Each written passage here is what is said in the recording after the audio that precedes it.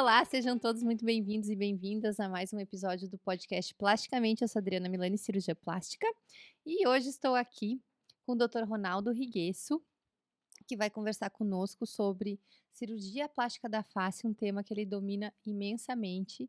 E eu estou feliz e honrada de ter o senhor, não, prometi que não ia falar senhor, de ter você aqui comigo, conosco, Sim, né? Porque a gente está falando também para os nossos pacientes. Hã, Você que tem uma representatividade não só como profissional, mas também como um líder da cirurgia plástica aqui no nosso cenário, tanto estadual quanto nacional. Então, muito obrigada. Eu sei que vocês vieram de uma viagem, enfim, mas é muito bom te ter aqui comigo. Como é que você está? tudo bem, Adri. Vamos se chamar pelos nossos nomes, né? A gente se conhece há tanto tempo. Me lembro de ti lá na Santa Casa. Eu já participava de lá, então não tem por que a gente ter formalidades. É um prazer estar aqui contigo e falar desse tema que a gente gosta tanto, né? A cirurgia plástica da face, que é uma das áreas, a cirurgia plástica da face dentro da cirurgia plástica é uma das minhas paixões, né? Uhum. Tu bem sabes que quando a gente gosta da especialidade é difícil a gente elencar aquilo que a gente gosta mais, mas eu tenho um pinguinho assim de preferências nas cirurgias faciais, são as cirurgias as quais eu acho que ao longo da nossa carreira, ao longo da nossa formação, é como se a gente fosse estruturando ela como se fosse uma casa, e a gente vai coletando um Uhum. tijolinho aqui, um tijolinho ali. Eu acho que eu gosto muito do estágio que a cirurgia plástica facial ela se apresenta hoje. É uma cirurgia mais madura em vários sentidos, né, pela capacidade de observação do Uhum, detalhe, até de entender o desejo do paciente, a particularidade do que aquele paciente uhum. específico está procurando, né. Então realmente, para falar de cirurgia plástica da face, tem que ser alguém com propriedade, e eu acho que esse tema está vindo cada vez mais, principalmente porque houve um movimento de êxodo para outros procedimentos que muitas vezes vieram como uma promessa de definitivo, e a Uhum, gente viu que são coisas temporárias, e a cirurgia plástica sim está voltando da face, né, e é por isso que a gente está falando dela aqui hoje. com certeza, isso gera um capítulo novo, né, que a gente debate muito, já existe isso em capítulos de livros, né, quando a gente normalmente vai operar uma paciente, fazer o procedimento cirúrgico conhecido por ritidoplastia, dificilmente a gente encontra hoje um paciente que esteja isento de qualquer tratamento. E normalmente o Uhum. paciente já tem todos os tratamentos, preenchedores dos mais diferentes tipos, fios, procedimentos que acabam gerando uma dificuldade técnica adicional e que às vezes impactam no resultado, né. Hoje se fala muito dos bioestimuladores, se fala muito dos aparelhos que provocam uma retração cutânea, e isso tudo impacta na cirurgia que a gente vai fazer, e a gente tem que estar muito preparado. Então também surgiram estratégias novas para que a gente pudesse contornar esse problema e entregar para o nosso paciente um resultado mais adequado com mais segurança. Uhum. É. E até a primeira pergunta, assim, que eu tenho para te fazer, ela já não é mais tão, contemporânea, porque era uma preocupação que nós tínhamos até mais antigamente do que Uhum, agora, porém ainda está muito presente. A cirurgia plástica da face deixa a cara repuxada? uhum. É, essa sempre é o medo, né, de toda paciente que vai fazer: "Doutor, eu não quero ficar estigmatizada que nem a fulana, a ciclana", né. Isso a gente sabe que aquele paciente que teve um resultado inadequado, todo mundo olha para ele e sabe, esse é um resultado que não é legal. Mas normalmente a cirurgia plástica acaba recebendo esse peso e normalmente aquele resultado estigmatizado, seja de um volume excessivo no malar, que a gente vê muito em artistas famosos, né, ele não é decorrente da cirurgia plástica. Uhum. Quando bem indicada, quando bem empregada, quando bem executada, com certeza a cirurgia plástica facial ela não deixa estigmas. E alguns são muito evidentes. Por exemplo, a perda do pé do cabelo, que a gente Uhum. via em técnicas antigamente, o lóbulo da orelha quando ele está grudado, a invasão e a perda da linha capilar. Mais ou menos quando a gente olha para uma pessoa, a gente nota isso. E bem recentemente a gente teve uma pessoa mundialmente famosa, que foi a Demi Moore, e que ela fez um procedimento cirúrgico, não se sabe exatamente com quem, e ela teve um vetor de tração empregado não da melhor maneira. e aí ela ficou com aquela boca que a gente chama do Joker, né, a Uhum. boca do Coringa. E ela conseguiu reverter agora, ela apareceu recentemente e ela estava linda, muito, muito bonita, um aspecto rejuvenescido e sem nenhum estigma. Então, também saber, as pessoas, os pacientes, quando vão procurar um profissional, saiba que o caminho que a gente faz para chegar e que a gente pode e que a gente se candidata a oferecer um facelift para um paciente, não é um caminho que a gente decidiu de ontem para hoje. Então, vale sempre o alerta, né? O teu podcast muito alerta sobre isso, da escolha do seu profissional, ver que ele já tenha feito outros casos, olhar o histórico dele, né? Buscar informações, qual é a área que ele atua e qual é que é a graduação dele, porque o caminho que a gente faz para poder estar aqui e poder ter o nosso RQE, que é o Registro de Qualificação de Especialidade, é um caminho longo. E existe muitas vezes quem procura atalhos. Atalhos não chegam no mesmo destino. A gente pode É. chegar mais rápido, mas não é onde a gente gostaria de chegar. Hum. Não é por nada que a nossa formação ela é tão longa. É, então a gente vê que a pergunta é simples, mas a resposta é complexa, completa e requer então que o paciente faça esse trabalho investigativo, justamente para não incorrer no que ele mais teme, que são esses resultados estigmatizados e tudo mais. Com certeza. E o que que seria então a cirurgia da plástica em um termo que os pacientes já praticamente não conhecem mais, que é a ritidoplastia? Rítides são rugas, né? Então, antigamente ela começou uma mulher francesa, Madame Nonel, que ela fazia apenas a tração da pele. Então, ela era uma cirurgia destinada à correção de rugas. Uhum, Hoje as coisas não são bem assim.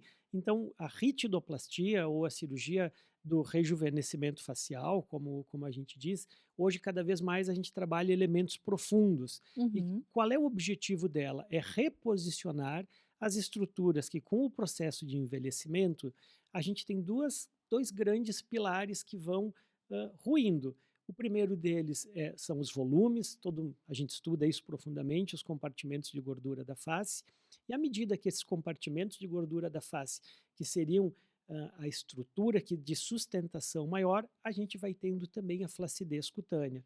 Mas existem outros, existem também que corroboram para isso, perda de volume ósseo.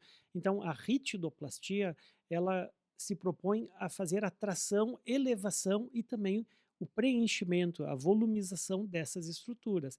Então, não dá para a gente dizer, não, ela é uma cirurgia apenas de estiramento. Não, a gente tem os vetores que a gente vai usar, tem o tratamento da pele que a gente usa concomitantemente, e o preenchimento desses compartimentos de gordura. tá. E assim, antes da gente entrar propriamente na cirurgia, Uhum. quais pacientes ainda podem, estar utilizando procedimentos não cirúrgicos antes de pensar ou ainda em que momento a cirurgia passa a ser indicada? Muito bom. Normalmente, na atualidade, o que a gente percebe é que os procedimentos minimamente invasivos ou os procedimentos cosmiátricos, eles funcionam melhor no terço superior e terço médio da face. Quando a gente começa a perceber uma mulher nos seus 40 e poucos anos, 50 ou às vezes aos 60, aonde a gente tem, ela está muito bem, os tratamentos dermatológicos funcionaram muito bem na parte superior, mas ela começa a ter uma flacidez cervical, ela começa a ter as bandas cervicais, que é quando o platisma começa a ficar muito exposto, Uhum, aí por enquanto, não existe milagre, né? uhum, Eu acho que aí é a hora que ela deve se submeter a um procedimento cirúrgico. Obviamente, a gente tenta, os pacientes sempre tentam buscar algo que tenha menor afastamento do seu trabalho, algo que seja mais fácil de fazer, e até porque muitas vezes com menor investimento econômico, uhum, né? Mas chega uma hora que esse investimento, se a pessoa tem uma flacidez exagerada, esse investimento não vai resolver o problema dela. E aí o barato saiu caro, né? uhum. Tem uma rede de supermercados aqui que ela fala muito que economizar é comprar bem. Em cirurgia plástica também essa. Zafari nos patrocina. Exato, exato. Isso também é uma regra que vale para cirurgia plástica. É, é verdade, principalmente porque se o paciente insiste em métodos menos invasivos, quando já Uhum. está mais do que na hora de partir para um procedimento cirúrgico, é aí que a gente vê aqueles resultados quase que bizarros, né. Exatamente. Recentemente aconteceu de um ator famoso aqui no nosso país, que ele, uma idade avançada, ele não quis um procedimento cirúrgico e submeteu uma quantidade enorme de injeção de material de preenchimento no seu rosto, né? Uma quantidade absurda. O que aconteceu? Primeiro que ele ficou com uma face que a gente chama face de lua cheia, que é uma face super preenchida. Então, em vez de fazer um preenchimento tão grande, as estruturas teriam que ter sido tracionadas. Uhum. E o que é pior, a quantidade foi tão grande que depois de alguns dias ele desenvolveu uma reação autoimune a esses preenchedores e acabou tendo que fazer uma internação hospitalar, remoção de grande parte desses preenchedores, acabou indo parar, necessitar cuidados É, então às intensivos, né? vezes por querer evitar uma coisa agressiva, acaba incorrendo em outro erro, né. Exato, né, então essas coisas têm que ser pesadas, né. E Uhum. é uma nas consultas a gente vê isso muito, né: "Doutor, será que não haveria alguma coisa para a gente postergar mais um pouquinho?". Então eu sempre recomendo para os meus pacientes, tenham uma boa dermatologista, alguém que lhe oriente no seu processo de envelhecimento desde cedo. E obviamente que quem tem responsabilidade com o seu paciente, que pensa no seu melhor benefício, a pessoa que indica Uhum. esses tratamentos também menos invasivos, ela vai saber dizer: olha, agora é hora de parar, É, agora eu vou te encaminhar para um cirurgião plástico que ele vai resolver o é. seu problema cirurgicamente. Essa decisão, ela não é somente do paciente, o paciente precisaria desse amparo, dessa orientação que Uhum, ele sozinho não tem condições, né, de uhum, de fazer sua própria avaliação. E um dos receios dos pacientes em relação à cirurgia plástica da face são as cicatrizes, né. uhum. Como são essas cicatrizes, doutor Ronaldo? Elas, têm razão de ser esse receio que os pacientes têm em relação a elas? Olha, a gente sempre tem que levar em consideração que a cicatriz ela varia de pessoa para pessoa e na mesma pessoa de acordo com os locais, então e com a situação. Então, né, Adri, a gente escuta toda hora: "Doutor, a minha cesariana ficou linda, maravilhosa, a plástica de abdômen, que é no mesmo local, ela vai ter que ficar linda e maravilhosa". Só que se esquecem que na cesariana a gente tem a sobra de pele. E quando a gente faz uma abdominoplastia, e na grande maioria das cirurgias plásticas, elas são cirurgias onde a gente exerce uma tração e uma tensão. E às vezes o que pode levar a uma cicatriz não do melhor aspecto estético é essa atração. Mas normalmente o lifting, diferente de algumas outras cirurgias, nós escolhemos onde a gente coloca exatamente as cicatrizes e elas são muito discretas, principalmente a cicatriz que a gente faz na frente da orelha. Aí Uhum, existem variações técnicas, né?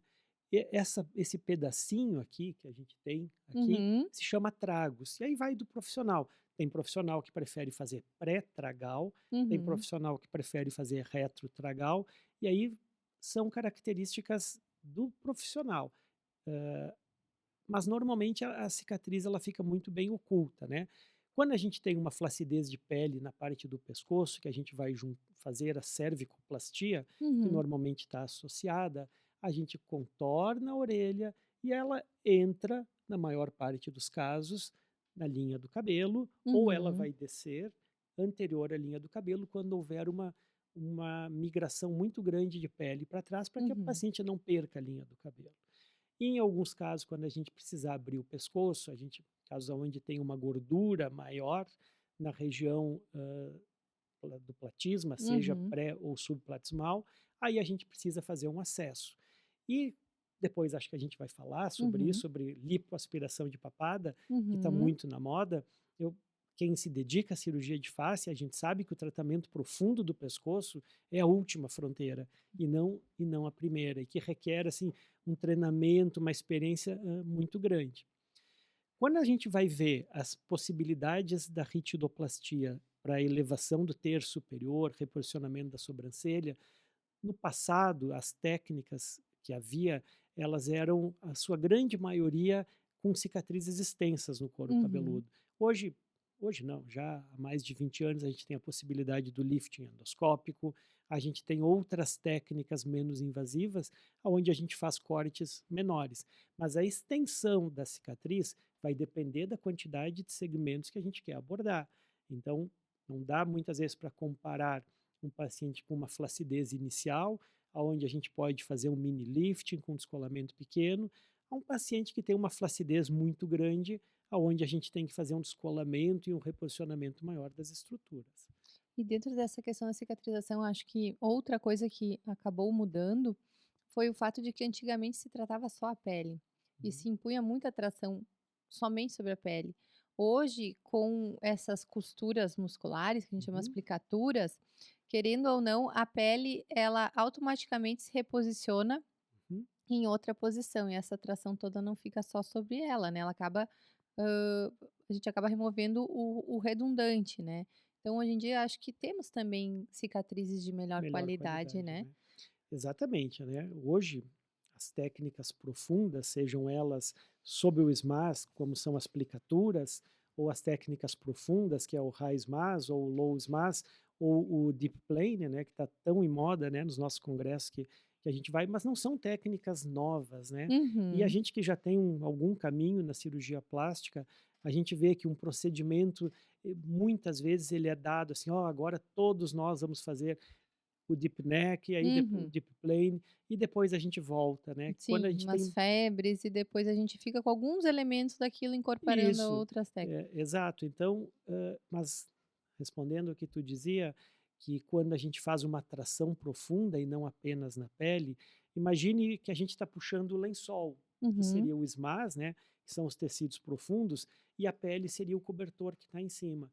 Eu puxo o lençol, o cobertor de cima vem, então eu não vou ter tensão uhum, nessa pele e a tendência a uma cicatriz melhor vai acontecer porque a gente não botou tensão na pele. E uhum, também o surgimento daquilo que a gente falou, a linha do Coringa, uhum. tem uma chance muito menor porque a gente trabalha na É, profundidade. aqueles resultados à la Dercy Gonçalves, hoje em dia, graças a Deus, já não estão tão mais Verdade. frequentes. E assim, às vezes o paciente acaba tendo uma expectativa de que a cirurgia plástica da face vai tratar essas linhas mais finas e a superfície da pele. Ele pode esperar esse tipo de resultado? Esse é o tema que eu adoro, né, que eu falo em quase todos os congressos. Até algum tempo não, né, até algum tempo, digamos até 2013, mas a cirurgia plástica tem buscado isso. E eu tive a casualidade na minha vida de eu estar em Pittsburgh em 2000, e em 2001 foi quando foi descoberto pela equipe do Dr. Futrell, aonde eu estava, a presença da célula tronco na gordura. Então de lá para cá a gente vem trabalhando muito para que a gente possa associar a Aham, lipoenxertia perfeito. com a célula tronco, né.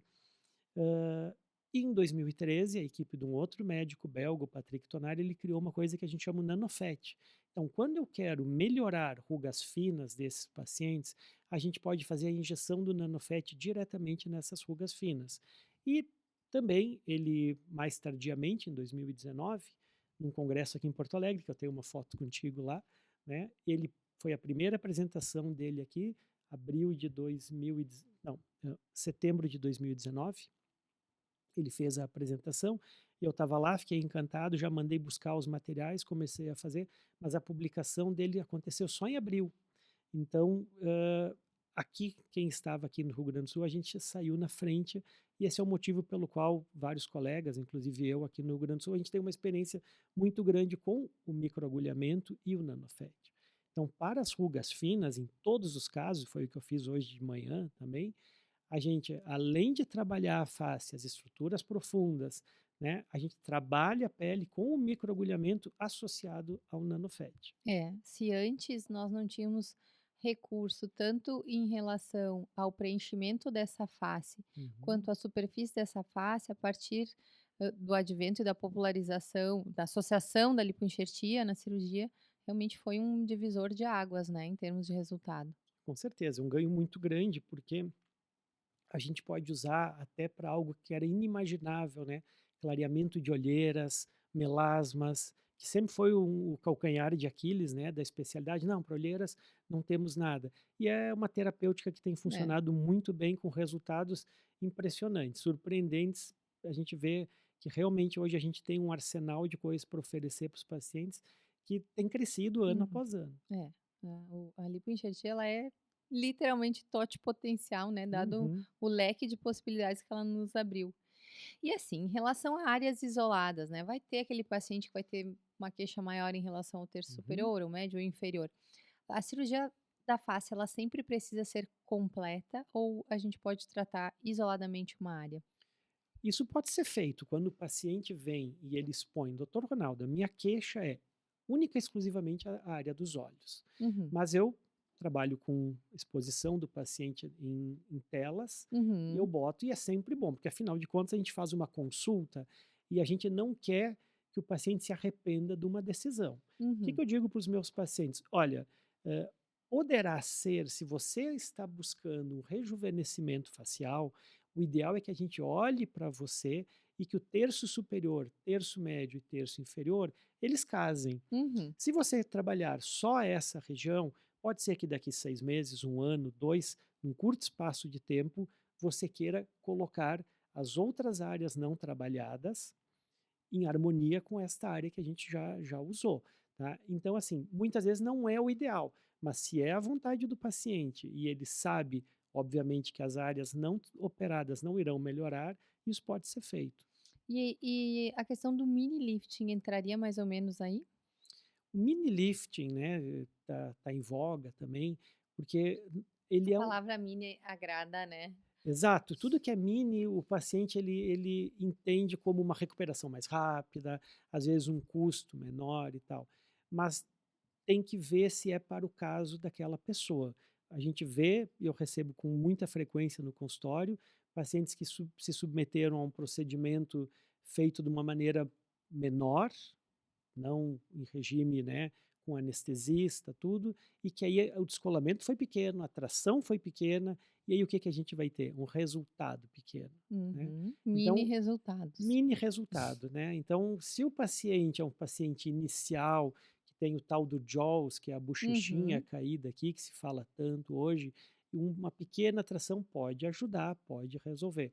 Mas quando a gente faz um descolamento maior para casos que sejam, onde há necessidade de um reposicionamento maior, com certeza a durabilidade vai ser maior.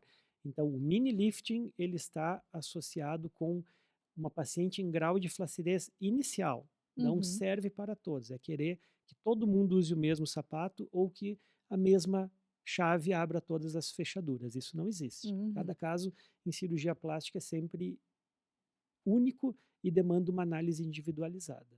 É, e às vezes aquela paciente que diz querer algo menos agressivo ou que ela não tem uma expectativa de tanta melhoria, acaba se frustrando, porque no fundo todo mundo quer um resultado legal. Então é preferível escolher a Uhum, técnica de maior adequação para o caso, nem que tenha que esperar mais, né, para poder fazer o investimento correto, o tempo correto, a uhum. cicatriz correta, do que fazer esse procedimento para depois acabar se surpreendendo tendo que refazer.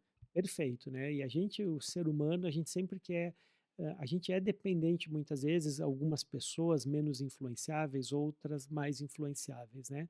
Às vezes o familiar, ele está esperando um resultado muito maior e a paciente fez uma escolha. Então, se eu acho que a pessoa vem atrás do Hum, resultado de um procedimento muito pequeno, eu digo para ela, olha, não é o caso ainda, você está comprando um ticket, um bilhete para uma viagem muito curta, eu preciso lhe levar um pouquinho mais uhum, longe, então você se prepara, converse com a sua família, ajeite, né, toda a sua vida para que esse procedimento de uma maior amplitude possa acontecer. Então, quando o paciente vem atrás de algo que não é para ele, cabe a nós médicos, para que a gente não queime um ato uhum. cirúrgico e diga: não é a hora, espere um pouco mais e faça o procedimento adequado. É, é. A consulta também tem essa finalidade, né. Uhum, E assim, a gente falou da lipoenxertia, mas existem outros procedimentos comumente associados à uhum. ritidoplastia, cirurgia da face? Existe uma série, existe uma gama, né? A gente pode usar, tu diz para melhoria da pele ou Da face como da um face como um todo, todo, né, né? falando assim: "Quero melhorar a minha face", então nós Uhum, temos ali o recurso da ritidoplastia, que a gente já viu que pode uhum, oferecer, que outras regiões os pacientes costumam ter queixa e que também eventualmente pode ser associado, fazer junto ou uhum. até separado da ritidoplastia? Existe uma infinidade, né, laser, aplicação de toxina botulínica, e a gente recomenda muitas vezes que o paciente que se submeteu a um procedimento de ritidoplastia, que ele siga os seus tratamentos, que aí a gente vai ter uma durabilidade maior. Hoje está muito em voga também o uso das terapias de retração de pele, que pode ser associado, então, às vezes, um lifting com descolamento menor e associar, não gostaria de falar em marcas, mas uma radiofrequência, Uhum. tudo isso pode ser feito também. Ou muitas vezes preenchimentos com outros produtos, com ácido hialurônico, porque tem algumas áreas que a gordura não vai muito bem. Uhum. Ela tem uma reabsorção maior, principalmente na região dos lábios. Uhum. Ainda não conseguimos fazer uma lipoenxertia da mesma qualidade na região dos lábios do que um ácido hialurônico, né? Uhum. A gente fala isso do G-Prime, que é uma característica, digamos que a gordura seria areia. Então, a gente vai receber um caminhão de areia, quando o caminhão descarrega a areia, ela se espalha. E o ácido hialurônico seria como se fosse o cascalho, que ele tem uma densidade maior, então ele volumiza mais, né? Uhum. E nos lábios a gente precisa, muitas vezes, de um complemento, seja na hora da cirurgia ou depois de um tempo. Então depende, mas a gente pode associar várias terapêuticas ao facelift, não Uhum. necessariamente no ato cirúrgico a gente tem a necessidade de ficar apenas no bisturi. A gente Uhum. pode usar outras É, a coisas gente junto. falou ali das linhas mais dos pés de galinha, mas quando o paciente tem uma característica, de uma epiderme, né, fruto de muita exposição solar ou tabagismo, Uhum, esse paciente às vezes realmente vai ser alocado para uma ressuperficialização, uma técnica de laser, algum tipo de dermoabrasão, né, peelings e tudo mais. uhum, E isso aí ainda falando sobre toda a superfície da face como um todo. Abordamos um pouco a questão do lábio, uhum. o próprio nariz, né, que está na face, que pode ser melhorado com uma rinoplastia, dependendo do tempo cirúrgico junto ou em outro Verdade. momento. E também tem a questão dos olhos, que muito Uhum. comumente a gente faz um tratamento, dessa região também. O que que a gente tem para olhos, sobrancelhas? Isso de fato, na sua prática, tem essa associação? Costuma fazer no mesmo tempo? Normalmente eu faço tudo que eu consigo fazer em torno de 5 horas e meia, 6 de cirurgia, Uhum. eu executo, tá? Rinoplastia é um procedimento que na maior parte das vezes eu associo com a cirurgia do septo, cornetos, a gente faz além da estética, faz a parte funcional. Então não é uma cirurgia que com Tão grande facilmente frequência eu associável, né? associo, tá? Porque normalmente uma rinoplastia com septoplastia, turbinectomia é uma cirurgia de umas 2 horas e meia a 3, dependendo de cada caso, né? Agora, se é apenas o tratamento da ponta, se é apenas a parte estética, Muitas vezes pode ser também feito. as pacientes que estão ali na idade, da ritidoplastia, não que a Hum, ritidoplastia esteja associada a uma determinada idade, mas são pacientes que já fizeram um procedimento no nariz, né, e uhum, tem alguma irregularidade, algum ossinho que está mais aparente, esse tipo de retoque eu também acho pode. mais tranquilo associar, mas uma rinoplastia com septo, com a questão respiratória Aham, primária, aí já fica um pouco mais complicado. pode ser feito. Saindo um pouquinho da tua pergunta inicial, mas entrando na idade, eu posso te dizer que eu já fiz ritidoplastia em paciente de 38 anos, com envelhecimento extremo, 38 anos, né, para estar no auge da forma, e eu já fiz ritidoplastia numa paciente de 86 anos, que é o meu recorde, 38 e 86. Então, é difícil que a gente diga, ah, a ritidoplastia é para tal paciente. E eu gosto de fazer a ritidoplastia de uma maneira um pouco diferente, que é uma exceção. Eu gosto de fazer com anestesia local e sedação sem fazer a intubação orotraqueal. Te digo que 99% das vezes eu faço assim. Quando eu vou em alguma outra cidade, que eu não estou com anestesista, com a equipe que eu trabalho há Uhum, muitos anos, obviamente que a decisão sempre é do anestesista, mas nos que trabalham comigo há mais tempo, eu prefiro fazer com local e sedação. Demanda um uhum, pouquinho mais de rotina e de prática, mas também torna o procedimento de um porte menor, não uhum. precisando entubar o Tem paciente. a possibilidade de acabar agregando mais outros procedimentos também, né, Isso aí, necessários. mas é sempre definido pelo anestesista. Aham. Óbvio que tem toda a estrutura por trás. Se necessitar no meio do procedimento que o paciente seja entubado, isso a gente não abre mão da segurança. E falando, foi legal tu ter lembrado essa questão da idade. Até hoje no Instagram uma paciente perguntou, né, porque tem pacientes Uhum, que muito jovens têm características até herdadas geneticamente que fazem com que ela não tenha muitas outras alternativas que não a cirurgia plástica da face. uhum, E e por mais que tenha essa relação de cirurgia plástica da face ser para idades mais avançadas, a gente vê que quando bem indicada em determinados pacientes, ela querendo ou não, ela atrasa o ponteiro, né. O Uhum. envelhecimento, ele vai acontecer em cima daquele novo ponto de partida. E eu tive, assim, um exemplo muito interessante no meu consultório, uma paciente que me buscou para uma rinoplastia, e eu avaliei ela, e quando ela me falou a idade, não fechava. Eu Uhum. olhava para ela e eu percebi ela mais jovem. E eu disse: "Tá, tudo bem". Eu olhava ela Uhum. e não fechava. Aí, tirando a anamnese dela, no final eu disse: "Já que cirurgias tu fez?" Ela: "Fiz isso, isso". Eu: "Tá". Daqui a pouco, "Ah, mas eu lembrei que eu fiz uma outra cirurgia quando eu tinha 30 e poucos Aham. anos". Ela devia ter uns 50, né. E era a cirurgia plástica da face, Aham. que ela fez Legal. jovem e se manteve jovem, um rosto leve já numa idade Uhum. mais avançada. Então, a gente precisa até certo ponto tirar esse preconceito, porque em alguns momentos a ritidoplastia ela vai cair muito melhor do que mls e mls de preenchimento ou Exato. até esses procedimentos de superficialização, se existe uma flacidez a ser contornada, né. Uhum. Uma das coisas que tem feito com que pacientes cada vez mais jovens cheguem também é o uso dos análogos do GLP-1, né, a semaglutida, tudo isso até saiu na Uhum, grande mídia, né, o rosto do Ozempic, uhum, que é então é importante que os pacientes saibam também, né, essa droga ela obviamente ela beneficiou muitas pessoas uhum, com diabetes tipo 2, pessoas que estavam entrando já numa faixa de obesidade, a gente sabe que a obesidade ela vem com uma série de outras comorbidades, ela traz uma série de outras associações com doenças importantes. Então, ela pode beneficiar muita gente. E a gente vê, às vezes, esse uso quase como uma moda, uhum, um uso de lazer dessa droga, dessa medicação. E aí a gente vê que esses pacientes que emagrecem rapidamente, eles também perdem os seus compartimentos de gordura da face, e aí a gente vai ter um envelhecimento acelerado. Então, a gente pode esperar, porque essas drogas elas vêm evoluindo e vem surgindo novas drogas cada vez mais potentes, provavelmente esse vai ser um problema dos próximos 5 a 10 anos. É, essa cirurgia acaba sendo associada também nesses pacientes. Os Uhum, pacientes vão ter que escolher com base em mais essa surpresa futura, né. isso aí. E assim, a questão das pálpebras e da sobrancelha, Uhum.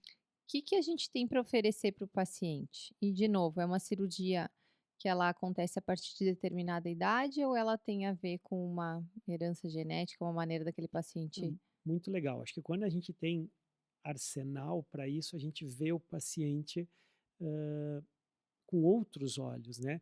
Quem só tem um martelo, tudo é prego, então se tu tens mais, hã, ar mais, ferramentas no teu armamentário, tu consegue ofertar isso, né. Acho que o maior erro que pode ter uma mulher na faixa dos seus 40 anos, quando a sobrancelha é bem baixa e ela entra no consultório e ela diz assim: "Doutor, eu quero que o senhor tire isso para Uhum, mim". Eu sempre digo o seguinte: "Eu vou tirar, mas eu vou tirar fazendo isso, eu vou fazer uma tração na sua sobrancelha". E aí existem várias técnicas que a gente pode usar, desde ferramentas não cirúrgicas, desde uhum, que aplicado de uma maneira adequada, a aplicação da toxina botulínica ela pode promover um lifting químico nesse uhum, paciente. Mas hoje, como o Botox ele se está muito difundido, a gente vê o contrário, a paciente chega com o seu músculo frontal uhum, totalmente paralisado, porque ela queria ficar com a testa, e aí aquilo que não havia, o frontal é o músculo que eleva as sobrancelhas, né? Não uhum, existe outro. Aí essa paciente nos seus 30 e poucos anos, ela está sem força do frontal e ela começa a se queixar dessa pele. Aí basta esperar passar o efeito da toxina botulínica, que a sobrancelha vai subir. Mas para aquelas que já têm a sobrancelha baixa, então primeira coisa é reposicionamento da sobrancelha. uhum, Que a gente busca, né, numa mulher na faixa dos seus 40 e poucos anos? Normalmente a abertura, a fenda palpebral, ela deve ter uma distância do limbo da íris até a porção inferior da sobrancelha entre 1 e 1,6. Essa é a distância que a gente busca. Então, eu sempre exponho para os pacientes que se ela quiser se livrar dessa pele, primeiramente, bota a sobrancelha no uhum, lugar e na maioria dos casos a gente faz junto. O lifting, que eu gosto, é o lifting endoscópico, que são 5 incisões muito pequenininhas dentro do couro cabeludo. A gente usa uma câmera de vídeo, por isso que se chama videoendoscopia. A gente descola toda essa área, pode chegar até o terço médio inferior do paciente, né, dependendo de cada caso. Aí, quando eu fiz o reposicionamento dessas estruturas, na hora da cirurgia, a gente avalia e a gente tira a pele. Mas quando a gente olha para uma mulher na, no tre- na visão de 3/4, sempre é ideal que a gente enxergue o rebordo orbitário. Para homens, essa regra já não Uhum. vale. Para homens já ficaria um olhar muito estranho. Então, eu sempre digo para as pacientes que têm a sobrancelha baixa, olha na sua casa uma foto de 10 anos passados, como a sua sobrancelha era assim. Se você quer rejuvenescer de verdade, eu preciso abrir o seu olhar e fazer uma tração nesse sentido.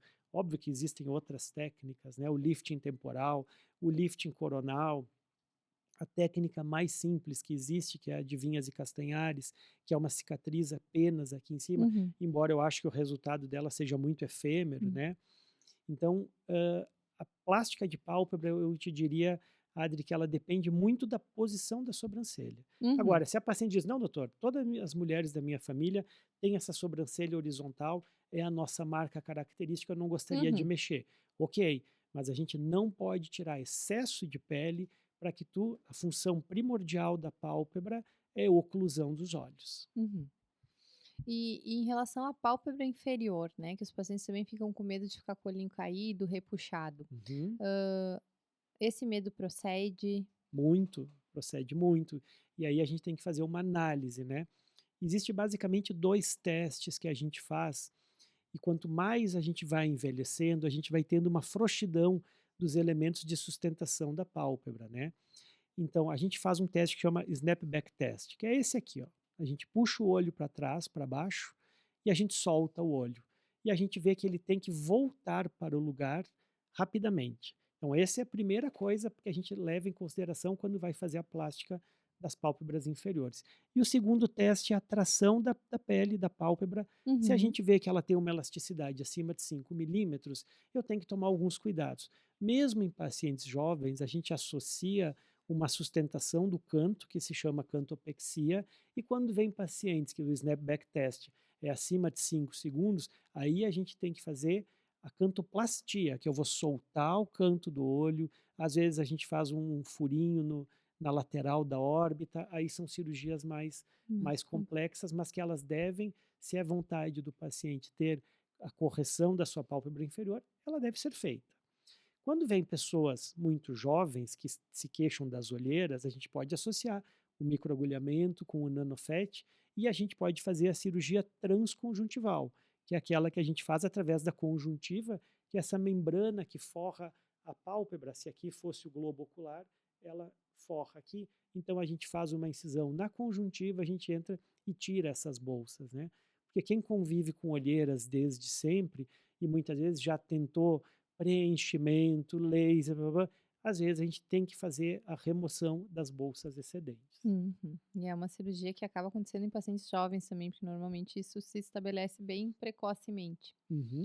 E o que que a gente pode esperar de complicações para uma cirurgia plástica de face?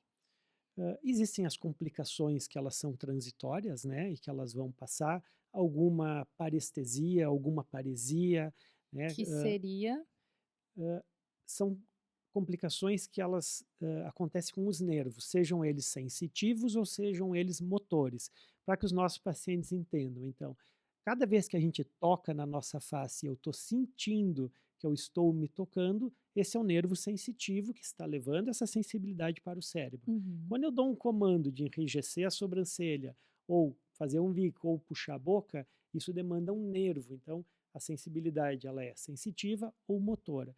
E num mínimo número de pacientes, a gente pode ter algum enfraquecimento desses músculos motores. Normalmente é temporário, normalmente eles levam em torno de 2, 4, alguns meses. E quando a gente quer fazer essa correção, a gente enfraquece o lado oposto com a toxina uhum, botulínica, né? Já a secção dos nervos sensitivos, ela é, ela é a mais comum, mas ela é mais fácil de resolver. Nessa região aqui, a gente sabe no ponto de McKinney, que tem 6. McKinney é um colega americano que ele descreveu aonde está o nervo auricular magno, que ele uhum, viria nesse músculo que é o esternocleidomastoideu, e a gente sabe que ele está ali.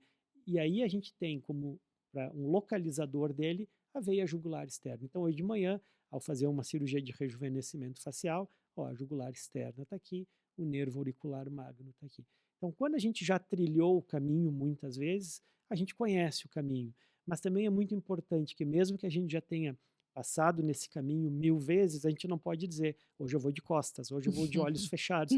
A gente tem que estar sempre com aquela vontade e como se fosse a primeira cirurgia que a gente realizou. Eu E eu me tenho lembro do meu primeiro facelift ainda, é mesmo. na residência.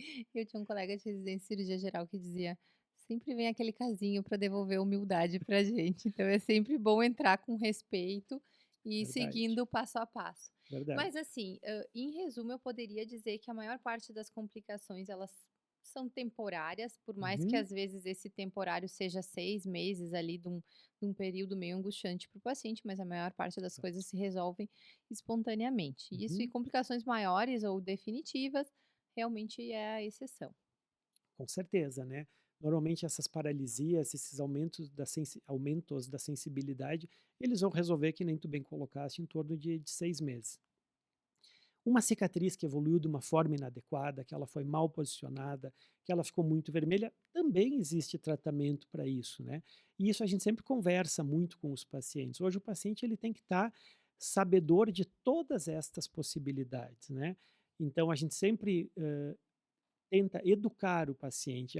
E obviamente, né, Adriana, o paciente que nos escolhe para fazer uma cirurgia, a gente sabe do quanto ele depositou de expectativa, às vezes ele juntou um dinheiro que foi suado. Então nós médicos, quando a gente tem essa responsabilidade, a gente abraça esse anseio do paciente, obviamente que a gente dá 100% de nós. Agora, não somos deuses, né? Quanto mais a gente opera, um dia a gente cai na estatística, que pode ser muito pequena, 0,1, 0,01.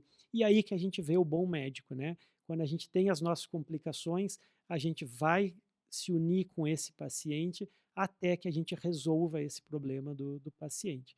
E a medicina, que nem tu colocaste antes, ela tem isso. Sempre que tu acha que tu já domina todas as técnicas, ela nos deixa humildes, porque a gente nunca sabe quando a gente vai ter um imprevisto. Então, medicina não é matemática. Matemática 2 mais 2 dá sempre 4. Em medicina é 3,88, 4,1.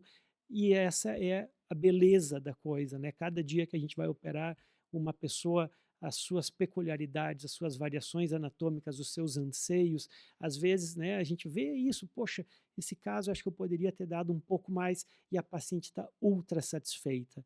E às vezes eu, nossa, poxa, esse é um caso que muitas vezes eu não consigo reproduzir com essa frequência que eu gostaria e a paciente está insatisfeita. Então, a complexidade do ser humano, da maneira que ele interpreta os resultados, a gente também tem que trabalhar muito isso, né?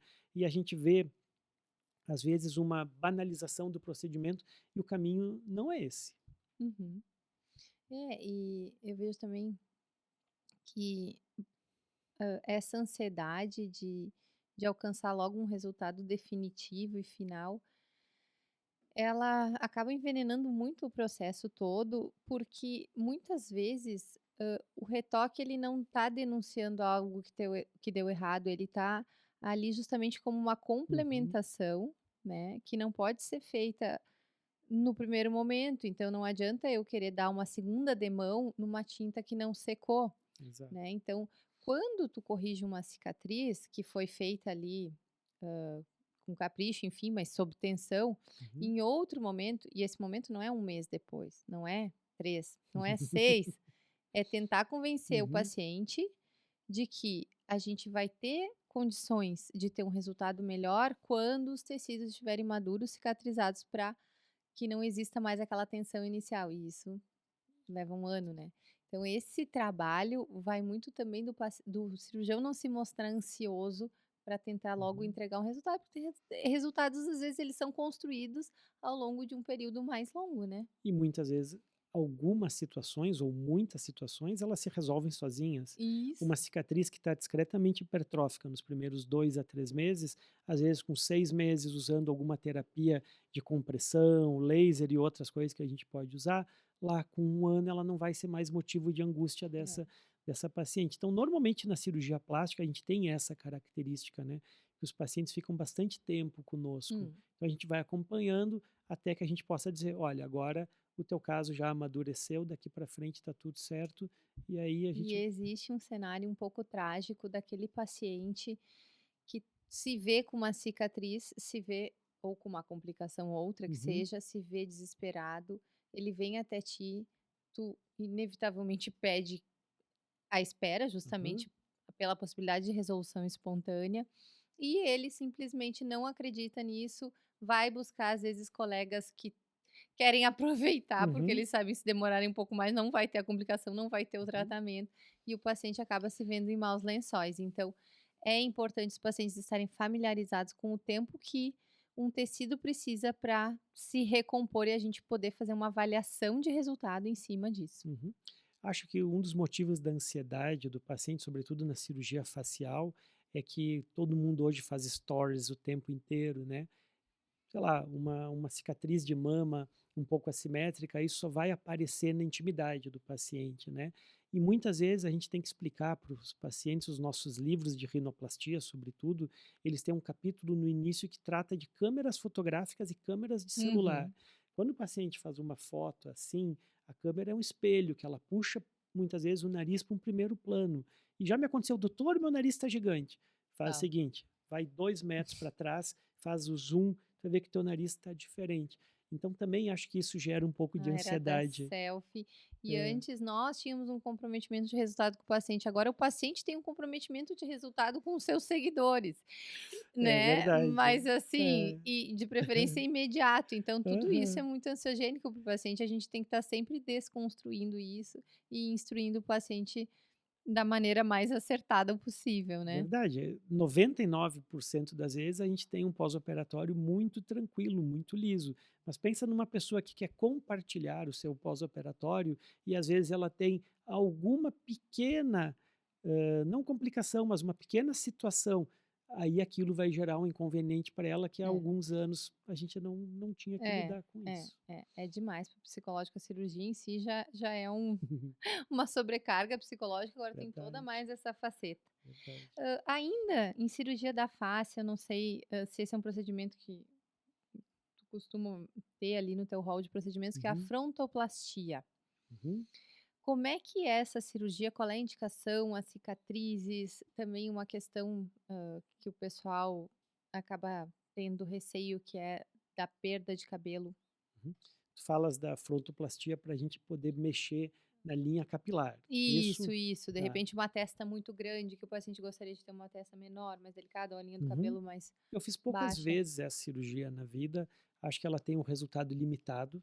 Uhum, Pacientes de testa grande, como é o meu caso. Hoje uhum, a gente tem uma técnica de implante capilar, que é a FUE, né, que é a extração de unidade uhum, folicular individualizada e não mais com o corte atrás.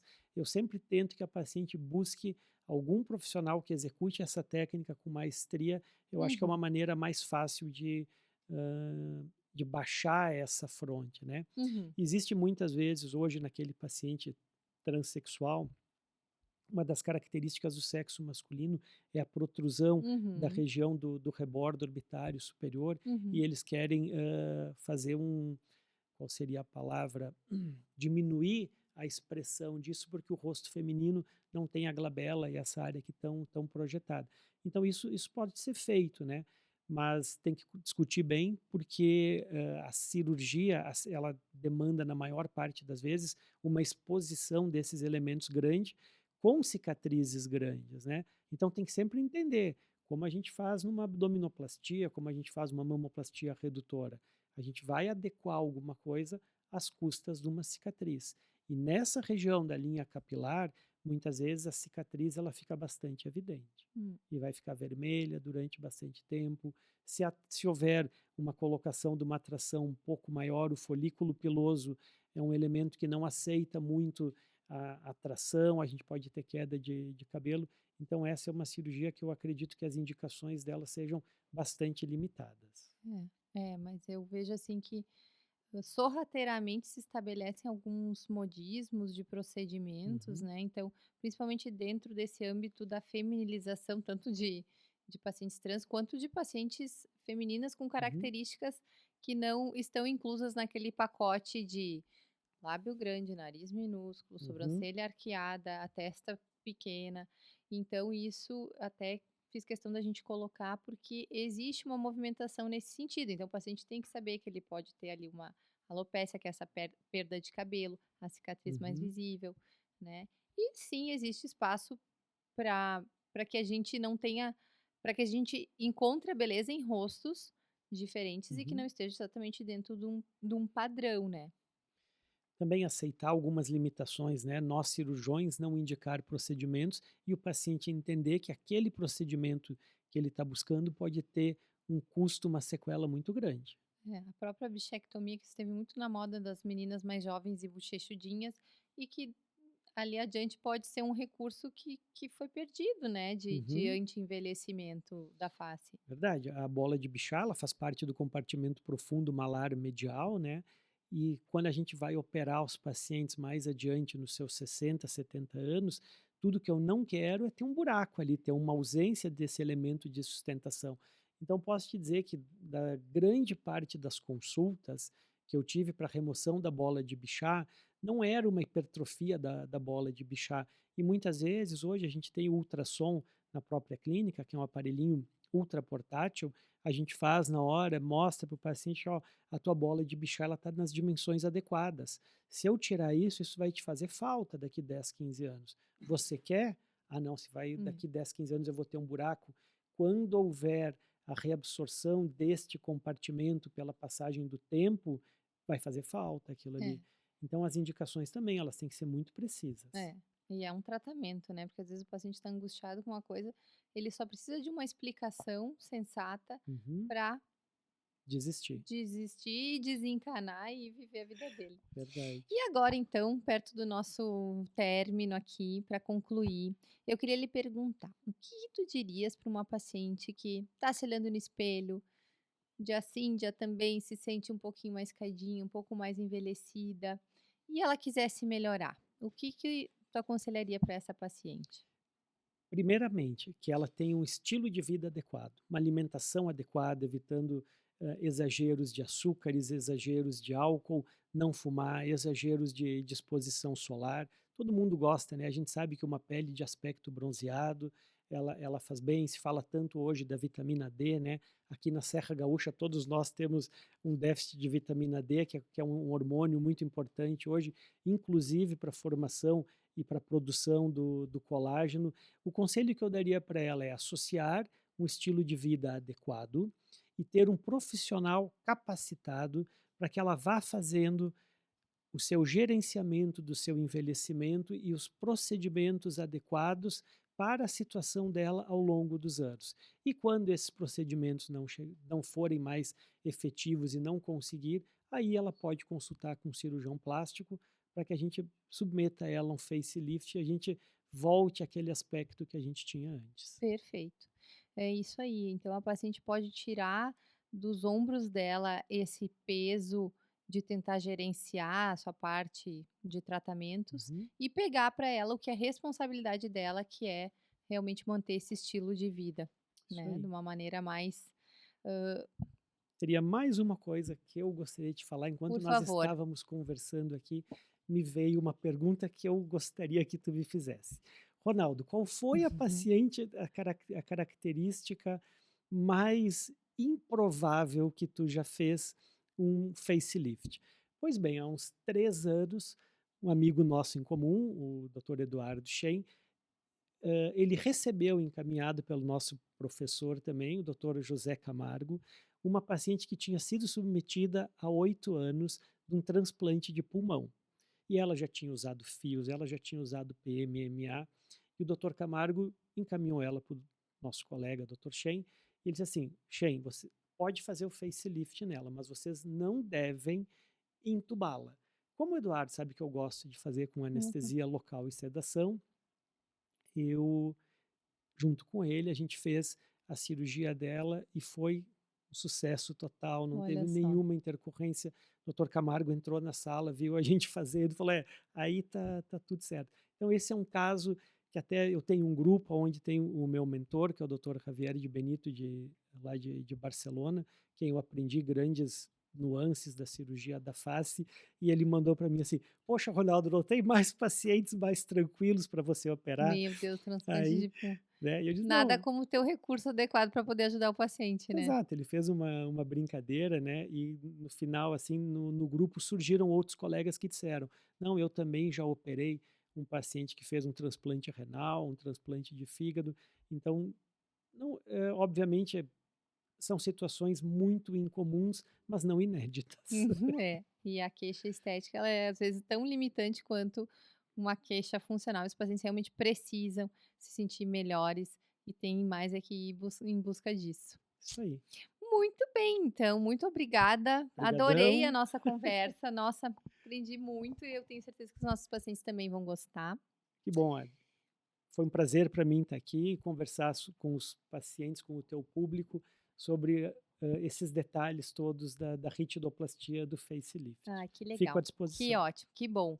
Pois é, então se vocês tiverem dúvidas, se quiserem, que eu transmita para o Dr. Ronaldo ou até acessar ele, não sei se tu gostaria de deixar de repente o teu Pode ser Instagram, Dr. Ronaldo Riguesso, já aparece meu isso Instagram aí, lá. então fique Riguesso é Righesso. isso aí. Então façam as perguntas de vocês, aproveitem, é uma oportunidade muito legal que a gente tem de ter ao nosso acesso melhor conhecimento. Muito obrigada o pessoal que está aqui conosco, o pessoal da produção e até a próxima. Até a próxima.